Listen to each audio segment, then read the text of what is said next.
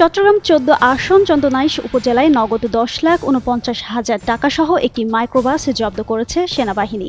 মঙ্গলবার গভীর রাতে উপজেলার আব্দুল বারিহাট এলাকা থেকে মাইক্রোবাসটি আটক করা হয়। চন্দনাইশ থানার ভারপ্রাপ্ত কর্মকর্তা মোহাম্মদ ইলিয়াস খান এ তথ্য নিশ্চিত করেছেন। তিনি বলেন, রাতে ১:৩০টার দিকে এসব টাকা ও মাইক্রোবাসটি থানায় হস্তান্তর করেছে সেনাবাহিনী। রিটার্নিং কর্মকর্তা এসব টাকা ও মাইক্রোবাসটি থানায় হস্তান্তর করতে বলেছেন বলে সেনাবাহিনী জানায়। তিনি বলেন, প্রাথমিকভাবে জানা গেছে জব্দ করা টাকা এক স্বতন্ত্র প্রার্থীর।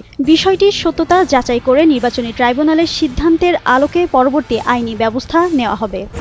স্ট্রবেরি সুপার ডটেড ও ক্লাসিক ভ্যারিয়েন্ট সেন্সেশন জাগুক শিহরণ।